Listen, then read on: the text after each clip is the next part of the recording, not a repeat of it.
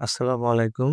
এখন আমরা দেখব এইচএসসির ২০২৪ সালের ইংরেজি ২য় পত্রের প্রশ্নের রাইট ফর্ম অফ ভার্ব অংশের প্রশ্ন সমাধান।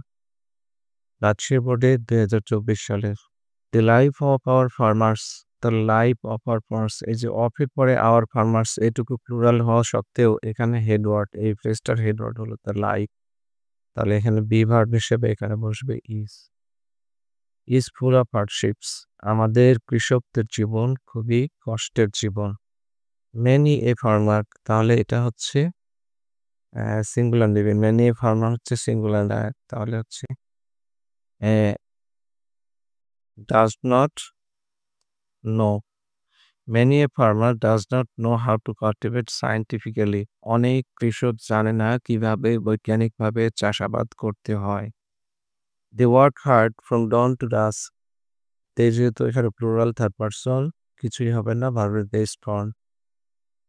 Hard from dawn to dusk, তারা সকাল থেকে সন্ধ্যা পর্যন্ত কঠোর পরিশ্রম করে। বাট দেয়ার টয়েল, কিন্তু তাদের এই কঠোর পরিশ্রম গোজ অ্যাওয়ে, দূরে চলে যায়। Due to lack of scientific knowledge, তাদের বৈজ্ঞানিক জ্ঞানের অভাবে। Our government offers a lot of opportunities, আমাদের সরকার অনেক সুযোগ সুবিধা দিচ্ছে। To them with a view to, with a view to থাকলে পরে ভার্বের আইএনজি বসে, এটার অর্থ হচ্ছে উদ্দেশ্যে।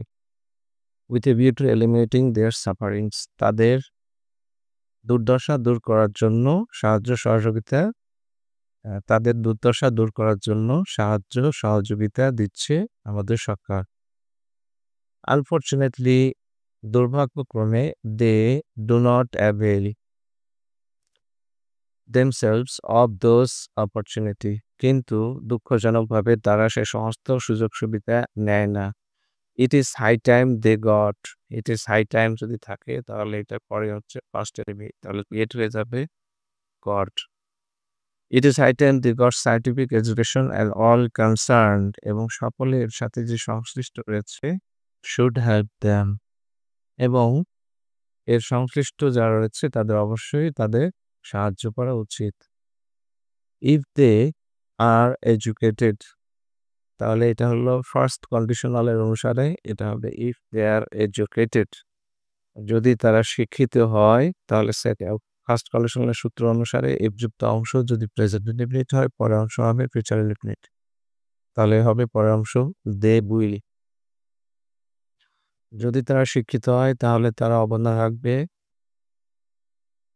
Better to the prosperity of the country, এ দেশের উন্নতিতে। The prosperity of our country, prosperity uncountable noun, তাহলে ভার্বের সাথে এটি হচ্ছে থার্ড পারসন হিসেবে গণ্য করতে হবে সিঙ্গুলার, তাহলে the prosperity of our country, আর আমাদের দেশে উন্নতি, এটা যেহেতু একটু লাই দেওয়া আছে তার মানে এখানে আমরা শুধু এটা উঠাই দেব আর এটার সাথে ইয়েস যুক্ত করে দেব, প্রসপারিটি আনকাউন্টেবল নাউন হওয়ার কারণে। ইন দেয়ার প্রপার এডুকেশন, তাহলে তাদের উন্নতি কি রয়েছে, তাদের সঠিক শিক্ষার মধ্যে নিহিত রয়েছে। টু এডুকেট এ ফার্মার, যা আছে তাই ইম্পেরেটিভ হবে। টু এডুকেট এ ফার্মার, একজন কৃষককে শিক্ষিত করতে হলে, সরি এখানে হচ্ছে এটা পার্টিসিপল হবে, কারণ এখানে হচ্ছে উদ্দেশ্য বোঝাচ্ছে না, এখানে বোঝাচ্ছে সাবজেক্ট। এডুকেটিং এ ফার্মার, তাহলে এটা হবে হচ্ছে এডুকেটিং পার্টিসিপল, যেটি কাজ করবে হচ্ছে জেরান্ড নাউন হিসেবে। Educating a farmer means, educating farmer এটি হচ্ছে ফ্রেজ থার্ড পারসন সিঙ্গুলার হিসেবে গণ্য করতে হবে।